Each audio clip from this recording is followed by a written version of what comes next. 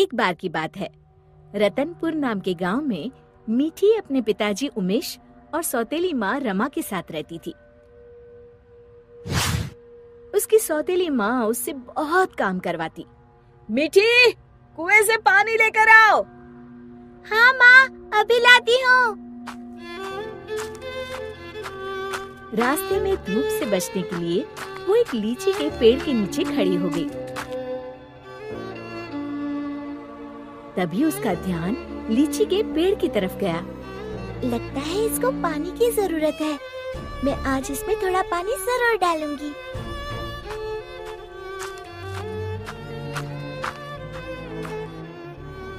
लौटते समय मीठी अपने घड़े से थोड़ा पानी लीची के पेड़ में डाल देती है। अब ये उसका रोज का नियम हो गया। जाते समय थोड़ी देर रुकती और आते समय थोड़ा पानी उसमें डाल देती। उसी पेड़ में एक चुड़ैल रहती थी। इतना ठंडा और मीठा पानी बड़े दिनों के बाद मिला है। एक दिन चुड़ैल ने सोचा, क्यों ना इस लड़की को दोस्त बनाया जाए। बहुत दिनों से मैंने कोई इंसान नहीं खाया। और वो मीठी की हम उम्र लड़की का रूप बनाकर कुएं पर बैठ गई। क्या नाम है तुम्हारा? मीठी। और तुम्हारा? अम्बी। अम्बी? अम्बी तो खट्टी होती है। तुम मीठी और मैं खट्टी, मतलब मीठी खट्टी। नहीं, मीठी खट्टी नहीं, मीठी अम्बी। दोनों खिलखिलाकर हंसने लगती है। अरे, मुझे तो तुमसे बातें करके बड़ी देर हो गई। और जल्दी से घड़ा लेकर घर के लिए चल दी। थोड़ा सा पानी उसने लीची के पेड़ में भी डाल दिया। चुड़ैल बहुत दिनों से अकेली रह रही थी। उसे मीठी का साथ अच्छा लगा।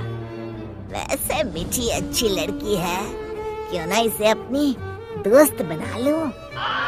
ऐसे ही रोज मीठी और अम्बी कुएं पर मिलती और ढेर सारी बातें करती, खूब हंसती, खिलखिलाती। एक दिन, आज तो बड़ी देर हो गई, मीठी पानी लेने नहीं आई। क्यों ना उसके घर जाकर देखूं। ये सोचकर चुड़ैल मीठी के घर पहुंच गई। वहाँ उसने देखा, मीठी, अभी तक तुमने बर्तन नहीं धोए और पानी भी नहीं लाई। बस माँ, खाना खाकर अभी बर्तन धोती हूँ। कब से खा रही हो? जल्दी उठो, बहुत काम है। खाना खाकर मीठी बर्तन धोने लगी। आज मैंने लीची के पेड़ में पानी भी नहीं डाला और ना ही अपनी दोस्त से मिल पाई। तभी चुड़ैल ने जादू से पूरे बर्तन 1 मिनट में धो डाले। मीठी आश्चर्य से यहाँ वहाँ देख रही थी कि चुड़ैल उसके शरीर में प्रवेश कर गई और वापस आकर सोफे पर लेट गई। अच्छा, तो राजकुमारी आराम फरमा रही है। बर्तन कौन धोएगा? धुल गए। रमा को मीठी की आवाज भारी सी लगी। अच्छा, जादू से धोए हैं क्या? हाँ। अब झाड़ू कौन लगाएगा? कपड़े कौन धोएगा? तुम।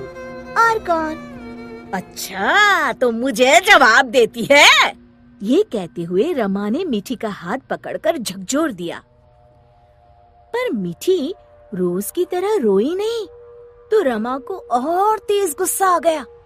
मारने के लिए आगे बढ़ी ही थी कि मीठी ने उसका हाथ पकड़कर गोल घुमाकर छोड़ दिया। रमा तेजी से गोल गोल घूमने लगी।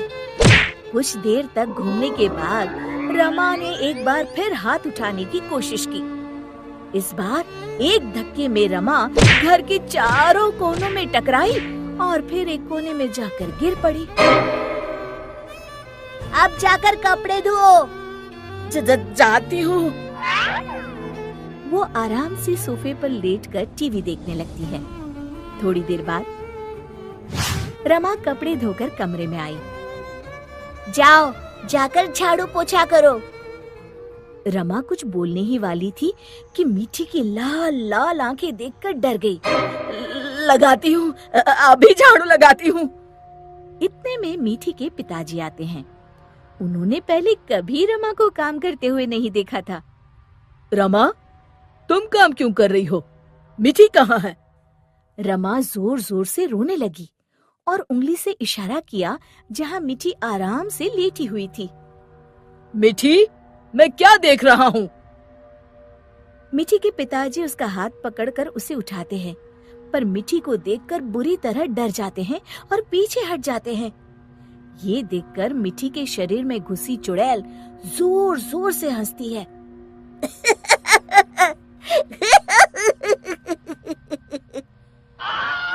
उमेश समझ जाता है कि मीठी पर चुड़ैल का साया है। कौन हो तुम और यहाँ कैसे आई? तभी चुड़ैल मीठी के शरीर से निकलकर लहराती हुई सामने खड़ी हो गई और गूंजती हुई आवाज में उसने कहा, मैं अम्बी हूँ। क्या कहा? अम्बी मतलब लीची वाली चुड़ैल? हाँ, और मीठी मेरी दोस्त है। तुम लोग उसे बहुत परेशान करते हो। मैं तुम सबको खा जाऊंगी। उमेश और रमा डर के मारे थर थर कांपने लगे। हमें माफ कर दो अम्बी, आज से हम ऐसा नहीं करेंगे। हाँ हाँ, हमें माफ कर दो, आज से हम ऐसा नहीं करेंगे। मैं कसम खाती हूँ, मीठी को अपनी सगी बेटी की तरह ही रखूंगी। नहीं, तुम सब झूठे हो। अम्बी को बहुत गुस्सा देखकर मीठी बोली, नहीं नहीं अम्बी, तुम मेरी अच्छी दोस्त हो ना। मेरे माँ पिताजी को कुछ मत करो। नहीं, इन्हें सबक मिलना जरूरी है। तुम्हें मेरी कसम। ठीक है, अभी छोड़ देती हूँ, लेकिन जब भी तुम्हें मेरी जरूरत हो मुझे बुलाना, मैं फौरन आ जाऊंगी। और फिर उस दिन के बाद से रमा ने कभी मीठी को तंग नहीं किया। शिक्षा: हमें किसी के भोलेपन या मजबूरी का नाजायज फायदा नहीं उठाना चाहिए।